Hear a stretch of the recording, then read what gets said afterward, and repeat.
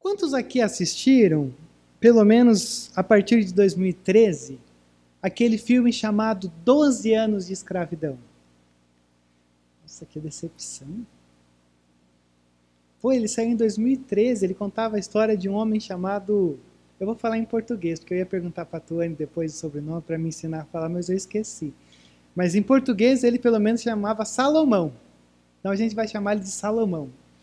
E a história desse homem, ela foi muito... foi muito tenso, né, quando saiu esse filme, porque a gente olhou... Ô, Theo, nem você assistiu? Ah, não, então vamos mudar a ilustração. Porque quando saiu essa história, você assistia o filme, você via assim, pô, baseado em fatos reais. Aí você fala, cara, sério? O Salomão, ele é de 1808, quando ele nasceu, e ele faleceu em 1863. E esse cara chamado Salomão, ele era um violinista muito bom e um fazendeiro ali no estado de Nova York, pelo que eu estava pesquisando, Nova York como um estado ali nas redondezas e tal. E aí, em 1841, ele simplesmente foi sequestrado por mercadores de escravos, porque ele era Salomão, ele era um negro. E ele foi sequestrado, sendo um violinista, um fazendeiro, porque ele fez uma viagem, conforme o filme retrata. E aí, lá, ele ficou 12 anos sendo escravo. E a primeira coisa que você assiste esses filmes, você fala, caramba. Tipo, às vezes a gente tem uma mentalidade de escravo, uma pessoa que já nasceu numa condição assim, que já foi bem profundamente vulnerável, e aí se encontrou nisso. Mas a história dele traz uma crítica para a gente, porque diz assim, ó, ele era um fazendeiro, um violinista, mas ele fez uma viagem, e nessa viagem, no lugar, na região que ele estava, chegou os mercadores de escravo, pegou ele e levou, e ele foi 12 anos escravo. E assim, a história, o filme, depois você pode sair daqui e procurar, é terrível o que ele passa. É muito tenso, muito pesado, porque retrata justamente a vida de um escravo comum. E aí, depois de 12 anos, ele se reencontrou com alguém que ele já conhecia, alguém famoso, que era um canadense lá, alguma coisa assim. E o canadense falou assim, pô, mas você está fazendo o que aqui? Ele falou, pô, fui levado e coisa e tal. E aí ele tenta fazer uns esquemas, né? Porque ó, é alguém que a gente conhece, alguém influente, coisa e tal. Ele caiu aqui nessa situação, mas não dá para ele estar aqui. Como qualquer um de nós aqui com influência caísse nessa condição. E aí, em 1853, ele foi liberto. Ou seja, conforme o nome diz e sugere, 12 anos de escravidão. E aí, no mesmo ano, ele escreveu um livro chamado 12 anos de escravidão. E aí, depois de um tempo, ele se tornou um dos maiores porta-vozes assim, do combate a todo esse sistema de escravidão que tinha nos Estados Unidos e coisa e tal, bem influente, fazendo denúncias e coisa e tal. Então, olha só a história de Salomão. Alguém que tinha uma vida boa, que foi simplesmente levado escravo, ficou 12 anos nessa condição, até que alguém veio e intercedeu por ele, para que ele fosse solto, e depois ele se tornou um proclamador contra esse sistema. Por que eu estou dizendo para você essa história? Porque quando a gente olha para a história que a gente tem aqui nas nossas páginas, você tem a história de Davi, no capítulo 11, que a gente viu a semana passada. E a história de Davi, até esse momento, era uma história de sucesso. Davi estava conquistando tudo, já estava no trono, já estava fazendo com que toda coisa fluísse como deveria fluir, dentro de uma Jerusalém onde tinha um rei segundo o coração de Deus. Só que quando entra no capítulo 11, que o negócio começa a complicar. Porque o coração de Davi o raptou. E não só o raptou para uma coisinha. Lembra, ele não foi para a guerra como era costume, era dever. Ele ficou andando de roupão no palácio. E aí lá do palácio ele olhou uma mulher tomando banho lá embaixo. E aí na nossa versão ele deu uma volta e falou, vou continuar olhando. E aí que o problema está na segunda volta, quando você dobra o quarteirão para ver de novo. E ele olhou e o olhar ali, ele ficou olhando. Não era só opa, bonita. Não, foi alimentando a alma dele. E aí, se você lembrar, ele se deita com essa mulher, ele trata essa mulher como um simples objeto, se deita, e aí, de repente, essa mulher diz, Batseba, obviamente, diz, eu engravidei. Ele tenta fazer uns esquemas lá para que o marido deitasse com ela, o marido não deita, embriagou o cara não, mesmo assim não foi, porque ele era fiel ao exército. Como é que eu posso deitar com a minha esposa, sabendo que os meus homens estão na batalha e coisa e tal? Até que Davi falou, não tem jeito, coloca ele na linha de frente de uma batalha, para que então o exército, o inimigo, simplesmente vai e mata toda a linha de frente e ele morra junto. E o que aconteceu? Isso daí. E aí então Urias, que era o marido de Batseba, está morto, e aí você tem toda uma situação que você fala assim, peraí, deixa eu ver se eu entendi bem. Ele não vai para a guerra, ele está ali no palácio, ele olha para a mulher, ele se deita com essa mulher engravida, ele tenta dar um jeito para o marido ser o pai, mas aí não vai ser, e ele mata, e esse é um homem segundo o coração de Deus? Já começa por aí, algo que tem que criticar a tua mente sobre os conceitos que a gente tem do que significa ser uma pessoa segundo o coração de Deus. Só que o último verso do capítulo 11 diz assim, mas o que Davi fez desagradou ao Senhor. E aí que a gente começa a entrar nesse capítulo 12 de hoje, porque o capítulo 12 é quando um profeta chamado Natã chega para Davi e diz, o que você está fazendo não está certo. A maneira como você está se portando, como se nada tivesse acontecido, pode ser que as pessoas aqui ao teu redor, elas sabem o que você fez, e para elas ficam quietas, porque você é o rei. Mas eu preciso te dizer que existe o Rei dos Reis, e ele sabe o que você fez, e ele não vai te deixar quieto. E aí a minha dúvida nesse texto, que eu fiquei assim, meu Deus, eu tinha que descobrir isso, é quanto tempo passou. Desde da gravidez até o capítulo 12, que é o nosso capítulo de hoje. E algumas pessoas dizem assim, foi questão de meses, uns 9 meses, porque a criança nasce. Aí alguns dizem, não, foi quase 1 ano. Não, mas foi quase 2 anos. Não dá para saber. O que eu quero que você perceba aqui, e o caminho que eu quero entrar aqui hoje, é aquele caminho do seguinte. Sabe quando você entra por alguns caminhos que são desagradáveis? E que você sabe que não são bons, não são legais. E você mantém ocultado. E você vai trilhando e vai caminhando. E aí quando você vê, você está escravo dessa situação toda.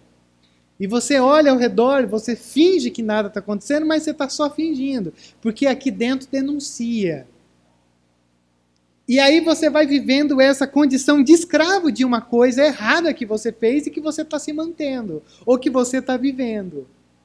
E aí que eu fiquei me perguntando, se a gente soubesse ia ser maravilhoso, porque quando ele faz tudo isso, parece que deu certo. Ninguém ficou sabendo, só Batseba, a família e o exército, então quase ninguém.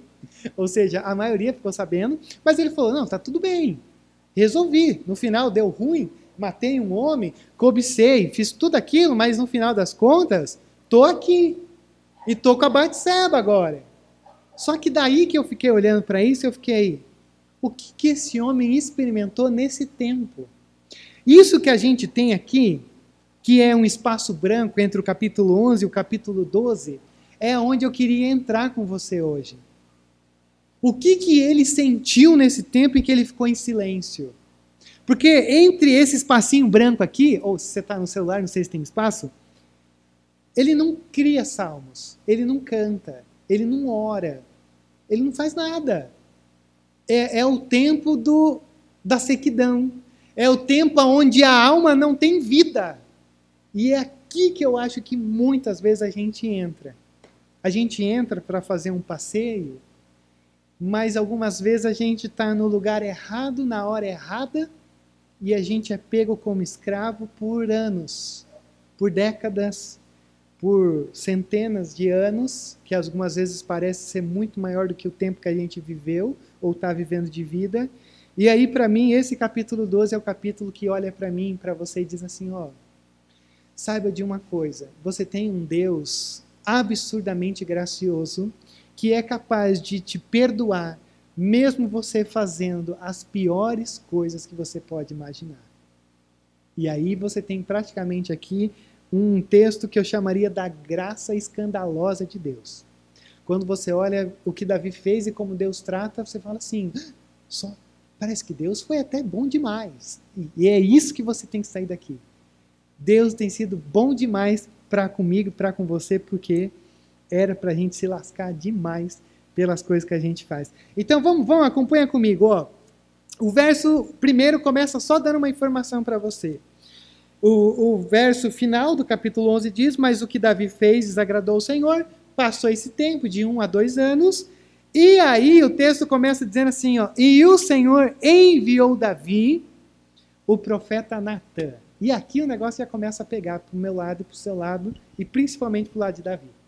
Ó, quando você olha no capítulo 11, você vai ver que uma das coisas que a gente descobriu semana passada, que o que fez Davi tomar todo esse episódio, ou criar todo esse episódio, foi porque Davi estava começando a se colocar no trono de Deus. Porque ele falou, eu enviei e tal, eu ouvi, era muito verbo, era muita ação. E quando você olhava para o capítulo 11, no capítulo 11, por 11 vezes o Davi mandou alguma coisa, enviou alguma coisa. Então é Davi quem está no coração das ações do texto. Guarde isso aqui, porque esse é o tipo de coisa que você fala assim, caramba, maravilhoso. O capítulo 11 é um capítulo das ações de Davi. O capítulo 12, Deus só vai enviar ou fazer essa ação 2 vezes. No começo e no final. O que isso significa? Olha só que coisa fantástica. O capítulo 11 é o que o homem pode fazer.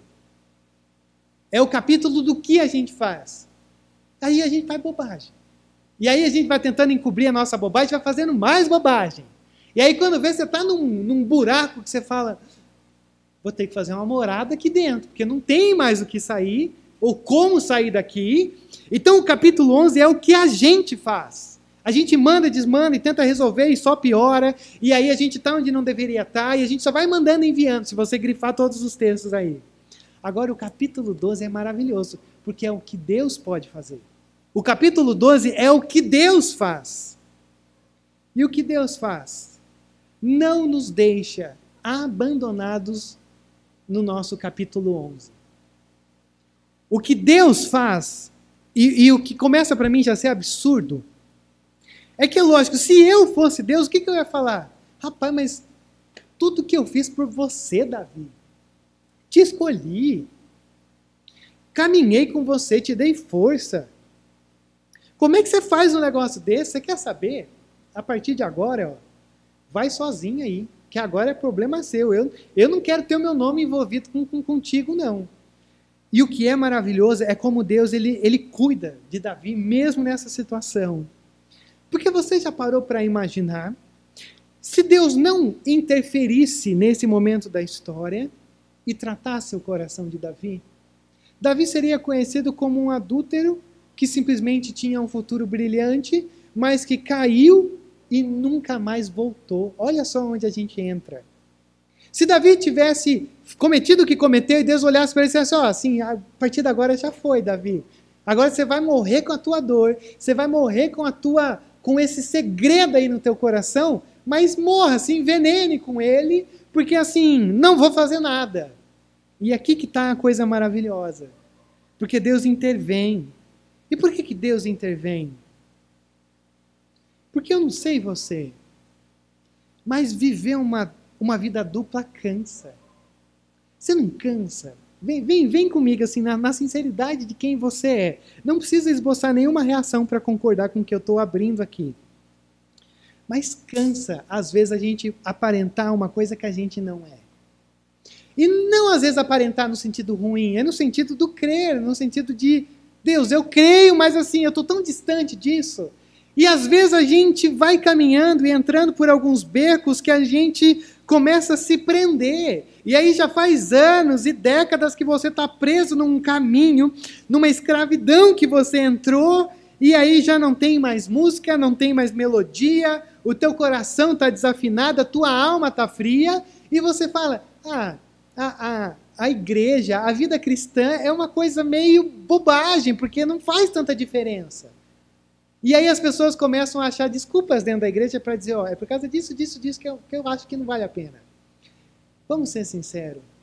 Talvez se a gente jogasse uma água na cara e fosse sincero com a gente mesmo, a maior razão para a gente muitas vezes não olhar para essa coisa chamada igreja e a gente vê como um lugar de esperança, primeiro é porque às vezes não é uma esperança, é mais um julgamento que esperança, mas isso fica para outro sermão. Mas às vezes é porque a gente está escondendo coisas no nosso coração que Jesus falou que não dá para seguir a dois senhores. E aí é mais fácil achar uma desculpa e seguir o seu Senhor do que seguir o verdadeiro Senhor. E é maravilhoso como o Senhor ele entra nessa história e diz: Davi, eu não vou te perder. Davi, eu não vou deixar você ir. Quando você olha o capítulo, ou melhor, o Salmo 32, que foi escrito nesse espaço, você vai ver Davi dizendo mais ou menos o seguinte: ó, eu estou definhando. Eu estou definhando dentro do meu pecado, do meu silêncio. Algumas vezes ele diz: eu sinto a mão de Deus pesando sobre mim. E ele termina dizendo: a minha força está se esgotando.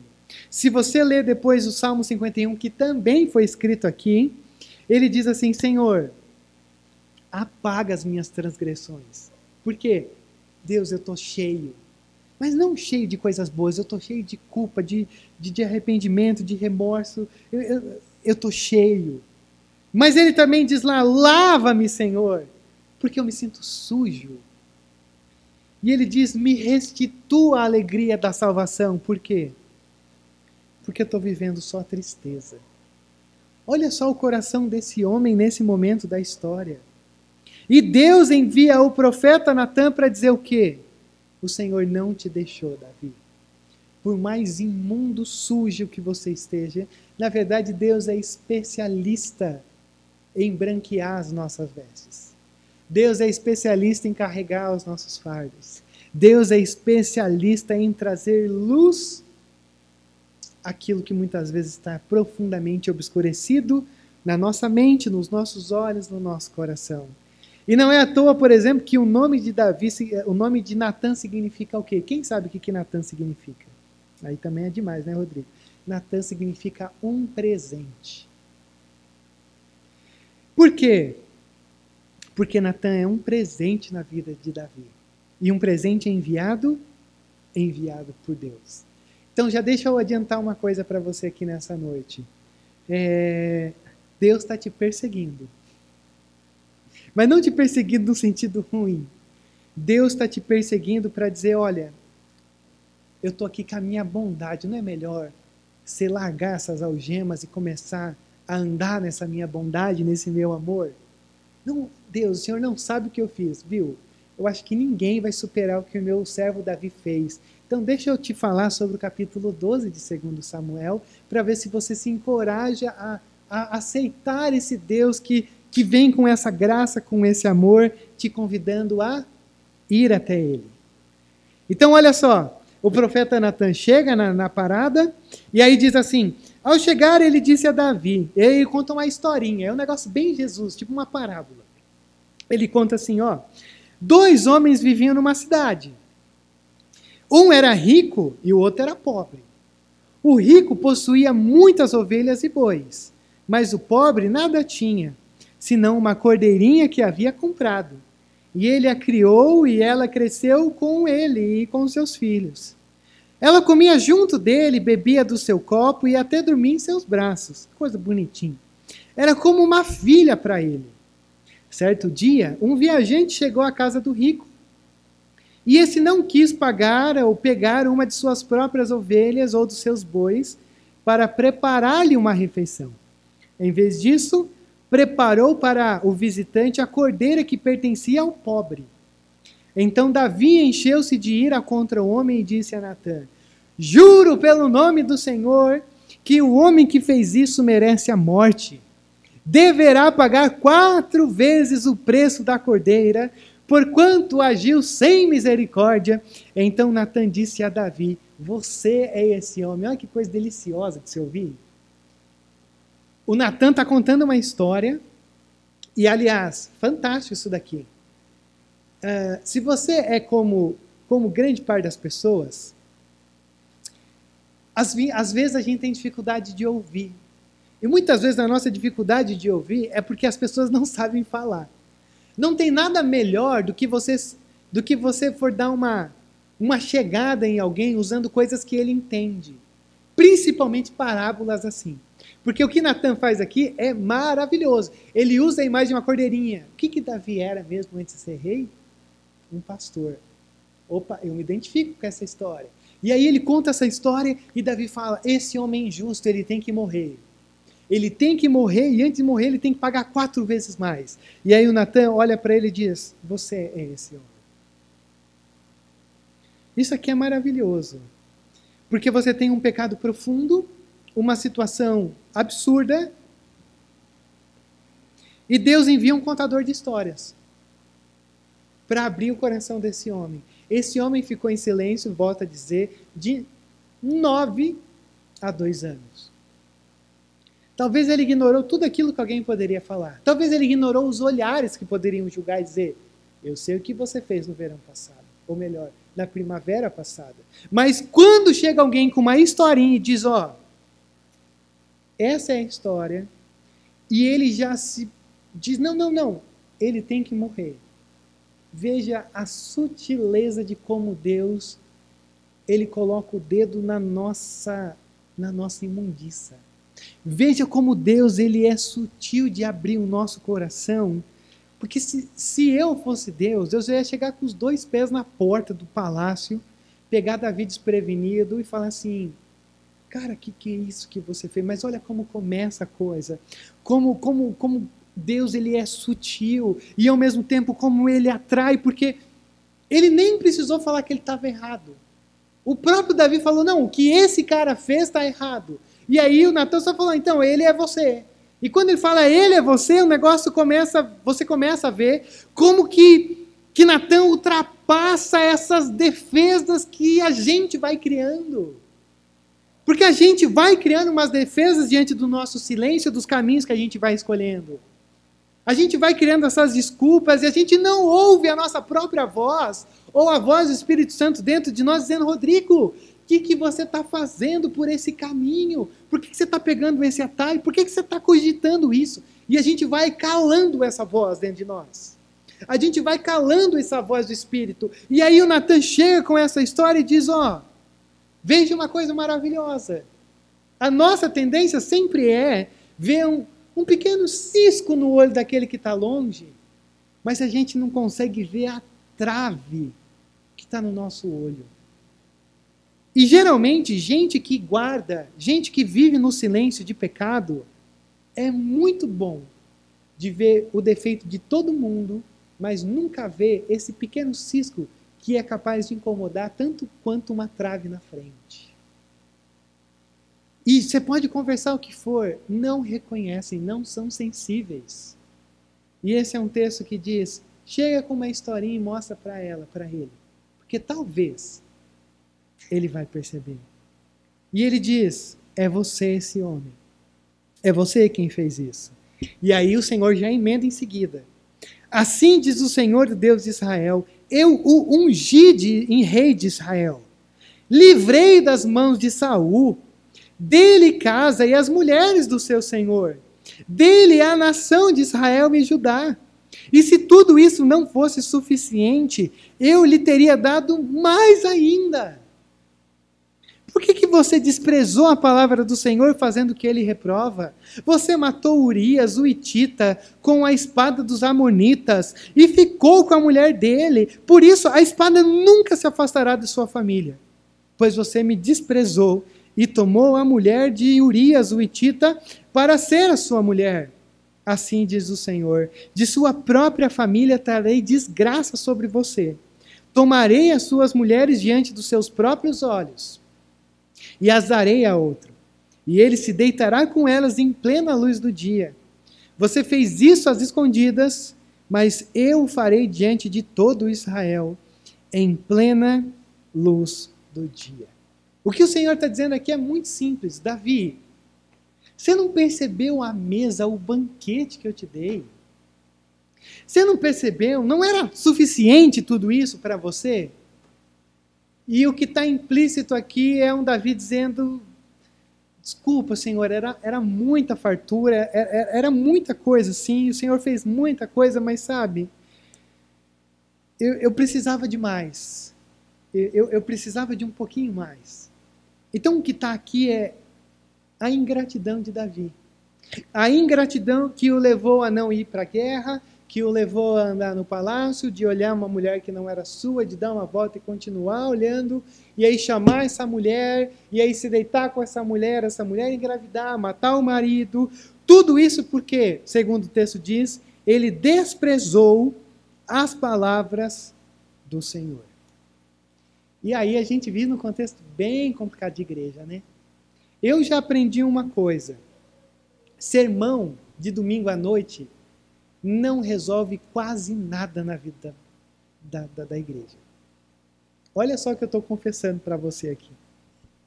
Você quer ver frutos da palavra? Tem que ser no tete-a-tete. Ou na mensagem de WhatsApp também. Mas aqui de cima, a gente ouve os primeiros 5 minutos. Depois a gente já começa, às vezes, a dar uma viajada. Mas aqui não chega aonde tem que chegar. Mas por que não? O problema é a pregação? Às vezes é. Mas por que não? Porque às vezes a gente não tem ouvidos para ouvir aquilo que está sendo dito. E aqui que está uma coisa. A gente não sabe como é que o Senhor foi falando a ele, mas diz, você desprezou as palavras do Senhor. E se você é membro de igreja, você é um pouquinho mais fundo como membro de igreja, de alguma igreja, do que quer que seja na tua caminhada, você sabe que se existe um lugar que tem problema para quebrar todos os mandamentos, é esse lugar. E aí você fala assim, mas por que aconteceu isso? Porque ele não foi para a guerra. Ele ficou andando de roupão. Ele deu uma volta e olhou de novo. E a gente às vezes poderia olhar para isso e dizer, o pecado da igreja acontece porque a gente às vezes dá esses vacilos. Isso é uma desculpa. O pecado geralmente acontece na nossa vida porque a gente desprezou a palavra do Senhor que dizia, não vai por aí. Então você quer conhecer a saúde espiritual de uma igreja? Conheça o quanto que essa igreja está ouvindo atentamente aquilo que está sendo ensinado. Porque se é uma igreja que ouve atentamente, é uma igreja mais madura. Se é uma igreja que não ouve atentamente, é uma igreja que comete umas coisas assustadoras. Tá, mas e como é que resolve isso daí? Ouvindo. Chegando nesse lugar, melhor, se achegando primeiro nesse lugar, porque é complicado, nem se achegar mais a gente se achega com compromisso. E se achegando aqui, fala assim, cara, eu quero destrinchar o que vai ser o texto que vai ser lido nessa noite. Porque eu quero olhar e não perder nenhum detalhe da sensibilidade do que, para onde esse texto vai me levar. Até porque não é só o silêncio, não é só as bobagens que a gente faz, os pecados assustadores que a gente comete, as coisas sinistras que a gente é capaz de fazer. O grande problema é que tudo geralmente tem consequência na nossa vida. E a consequência aqui é assustadora. Porque ele diz assim, a partir de agora, a espada nunca se afastará de sua família. Você desprezou e tomou a mulher de Urias, e agora sabe de uma coisa, da sua própria família trarei desgraça sobre você. Tomarei as suas mulheres diante dos seus próprios olhos e as darei a outro, e ele se deitará com elas em plena luz do dia. Ou seja, você vai sofrer as consequências do que você cometeu. A tua família olhava para você com um olhar. A partir de agora, a tua família olha para você com outro olhar. E se Deus permitir e eu tiver coragem, eu vou pregar semana que vem o capítulo 13. Para você ver como essa ascensão de Davi vira um baita de um declínio. E agora a família de Davi é o que eu chamaria da família tradicional brasileira. Uma família cristã totalmente arruinada. Porque aquela família belezinha não existe. E o meu papel nessa série de sermões é mostrar isso. Não existe a família perfeita. O que existe é uma família imunda se revestindo dos mantos da graça de Deus, trazendo sobre nós clareza, luz e toda essa coisa necessária para a gente continuar caminhando, mesmo diante de famílias tão perturbadas como a gente tem. Porque as nossas famílias são perturbadas, para falar a verdade para você. E aí quando chega nisso, olha só o verso 13. Então Davi disse a Natã, pequei contra o Senhor. E Natã respondeu: o Senhor perdoou o seu pecado. Você não morrerá. Entretanto, uma vez que você insultou o Senhor, o menino morrerá. E aqui você tem um contraste interessante de Davi. Se você conhece um pouquinho dessa história, você vai ver que antes de Davi ser rei, Saul era rei. E Saul era um rei segundo o coração dos homens. Foram os homens que olharam para Saul e disseram: cara, esse cara é bonito. Ele é mais alto que todo mundo. Coloca ele para ser um rei sobre nós. E lá no capítulo 15 de 1 Samuel, você vai ver que tem uma coisa interessante de quando o Saul ele cai do trono. Porque quando acontece o capítulo 15, o Senhor confronta Saul, e o Saul, ele, ao invés de ele falar assim, pequei contra o Senhor, ele começa a argumentar. Ele quer discutir com Deus. E aí quando o Senhor diz assim, eu vou tirar o trono de você, o que o Saul faz? Eu me arrependi, agora eu me arrependo. Ele só se arrependeu quando ele ouviu falar de perder o reinado. E aí tem uma brincadeira aqui, um contraste aqui, dizendo, essa é a diferença de Davi ser o coração de Deus e Saul o coração dos homens. Saul só se arrependeu quando disse que o trono ia ser tirado. E Davi se arrependeu quando ele teve o seu pecado diante dos seus olhos. E aí se você me perguntasse assim, Rodrigo, para você, qual que é a maior vitória de Davi? Se eu perguntasse para você hoje, se você conhece um pouquinho da história, talvez a única história, você ia falar assim, eu acho que a maior história de Davi é quando ele vence o Golias. Para mim, a maior vitória de Davi é o Salmo 51. Porque foi quando ele encontrou novamente a alma dele. Foi quando ele encontrou o coração dele mais uma vez. Porque ele estava em silêncio. E aí o Senhor vem e diz, é isso. E no Salmo 51, o Davi implora a Deus pelo menos 18 vezes. Sem contar que ele diz assim, Senhor, me purifique. Senhor, me restaure. Senhor, cria em mim um coração. E essa palavrinha, cria em mim um coração, é a mesma palavrinha de Gênesis 1, quando Deus está criando o mundo. O que Davi está dizendo? Senhor, traga luz a essas trevas. Senhor, traga ordem a essa desordem. Senhor, me faça nascer de novo. Eu preciso ser recriado. Isso aqui é lindo. Para mim, esse é o ápice. Esse é a maior vitória de Davi. Quando ele conquistou o seu próprio coração pela graça de Deus.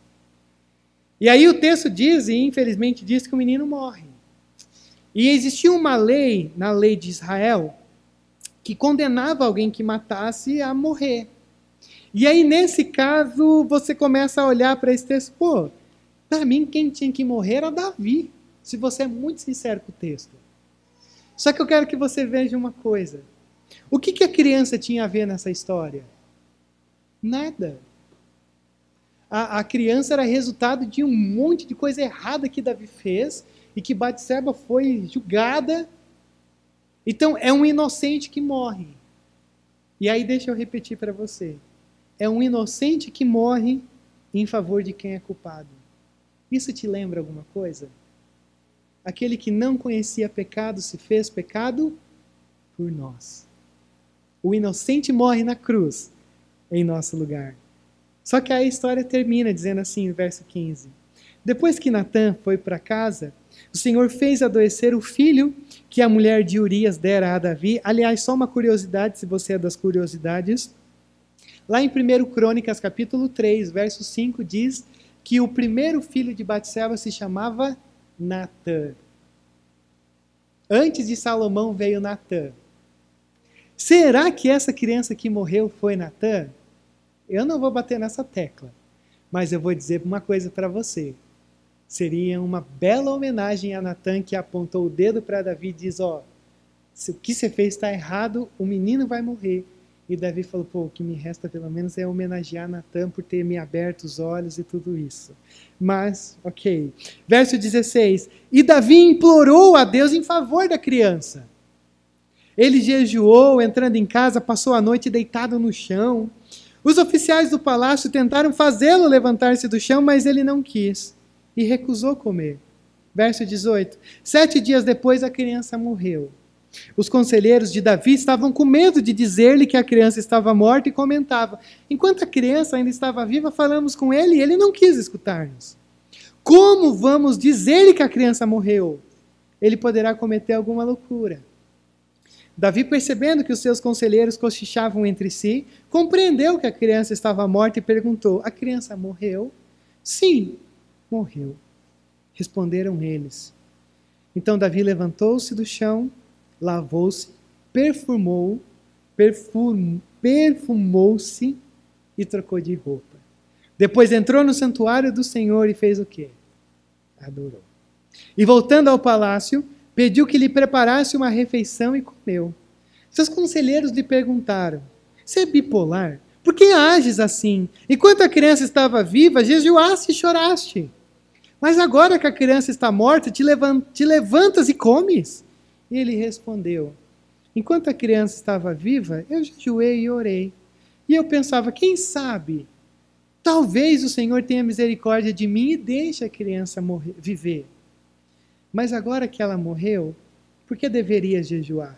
Poderia eu trazê-la de volta à vida? Eu irei até ela, mas ela não voltará para mim. Cara, isso aqui deu vontade de chorar, essa expressão, eu nunca tinha notado essa expressão. Você vai vendo o que acontece, ele busca, ele intercede, ele clama: Deus, não, a criança não, Deus, ela não tem nada a ver, não, mas ela morreu. E o que eu queria que você percebesse nisso aqui? No meio de tudo isso, talvez o caminho mais igreja de Davi, se ele vivesse no nosso tempo, era: Rodrigo, eu vou dar um tempinho, porque assim, aconteceu algumas coisas aqui, eu fiz bobagem, eu vou me distanciar de todo mundo, e assim, eu vou viver o meu silêncio, sabe? Eu já fui perdoado, mas eu quero só ficar no meu silêncio aqui, no meu silêncio eterno.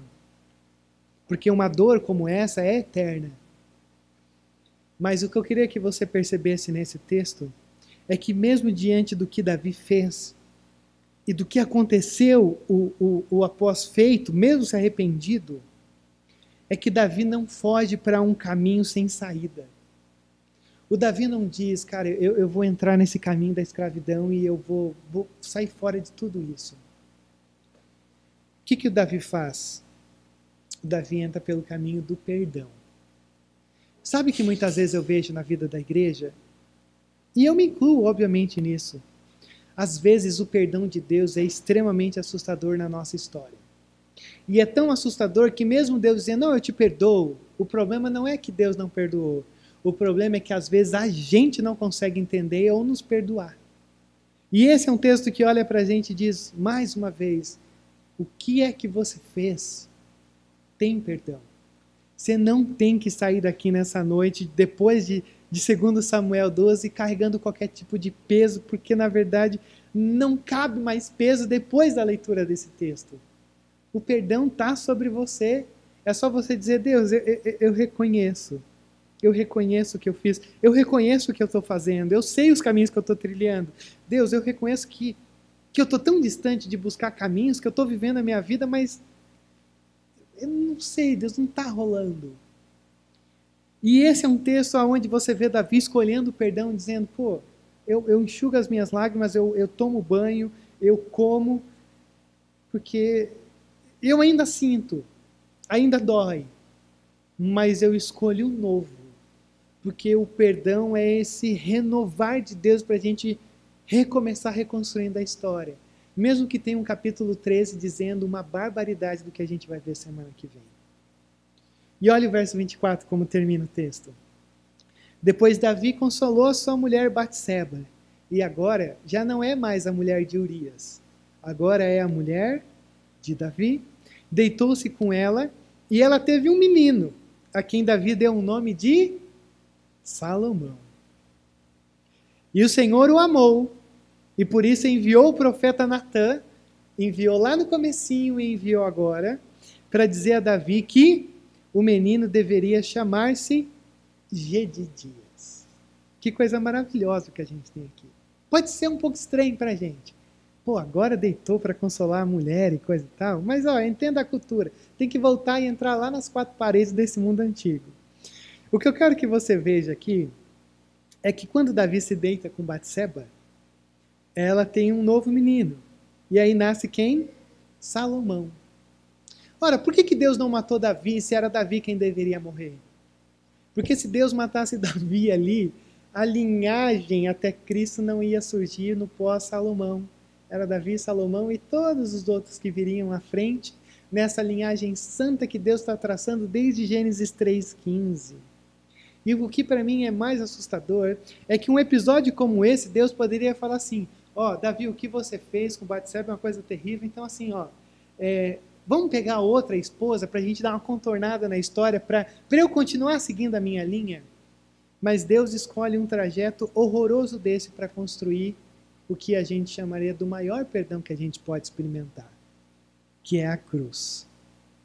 A cruz que só acontece porque, ou a partir, ou através de um episódio tão terrível desse. Então é por isso que um episódio tão terrível desse traz esperança para a gente. Porque a cruz é esse lugar onde o Senhor mesmo envia o seu Filho amado, sem culpa, sem pecado, se fazendo pecado por nós. Aquele que jamais deveria vir. Aquele que jamais deveria morrer. Então a gente às vezes olha para o capítulo 12 e você fala assim, parece que ficou barato demais para Davi. Porque Davi fez muita coisa errada. E aparentemente terminou tudo bem tendo um filho. Mas pode ser que para Davi não custou tanto. Mas para Deus custou.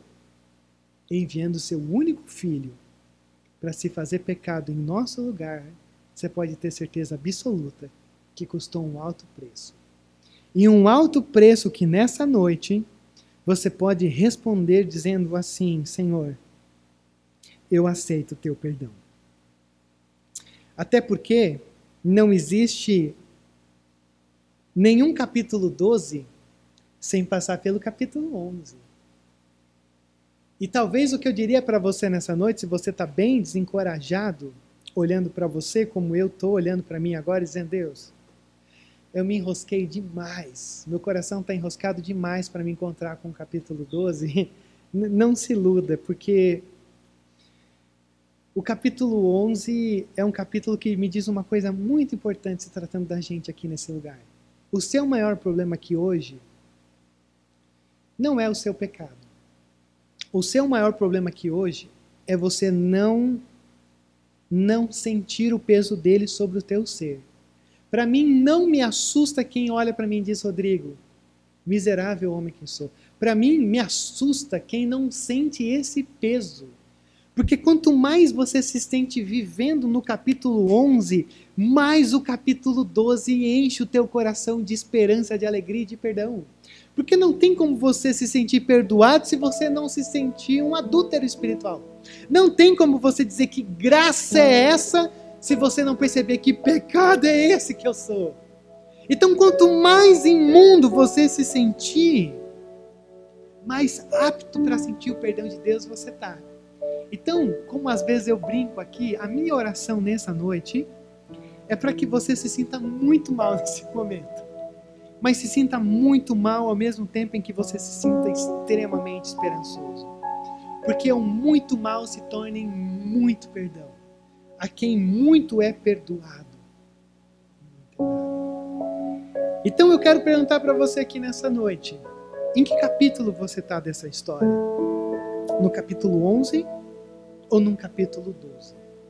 E se você está aqui nessa noite, você já aceitou a Cristo como seu Senhor e seu Salvador, eu quero que você pense no seguinte, a gente só entra nos capítulos 11 quando a gente se vende como escravo, porque Cristo nos libertou de todo o império das trevas.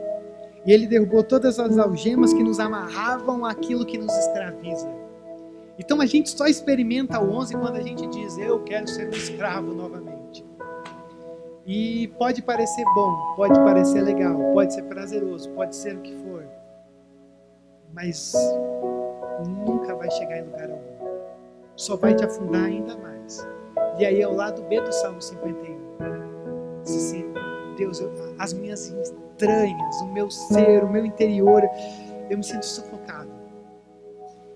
E aí eu quero olhar para você, orar por você nessa noite, porque se você se sente assim, eu quero dizer que eu estou aqui para te anunciar o capítulo 12, que é o capítulo do perdão. Independente do que você fez, o que o Senhor te convida nessa noite a fazer é reconhecer e dizer: Pai, eu descanso nessa graça absurda que o Senhor está disposto a me dar. Porque eu tenho certeza absoluta, por experiência própria, que não vale a pena ficar vivendo no silêncio. Não vale a pena ficar vivendo com culpa, com tudo aquilo que nos impulsiona. A gente já tem tanta coisa para fazer mal para a gente. Então não se venda como escravo, mas vá além, porque além do perdão, Davi compõe, Davi cria músicas, melodias. E esse é o convite para você ter, para você desfrutar de tudo aquilo que o Senhor coloca diante de você.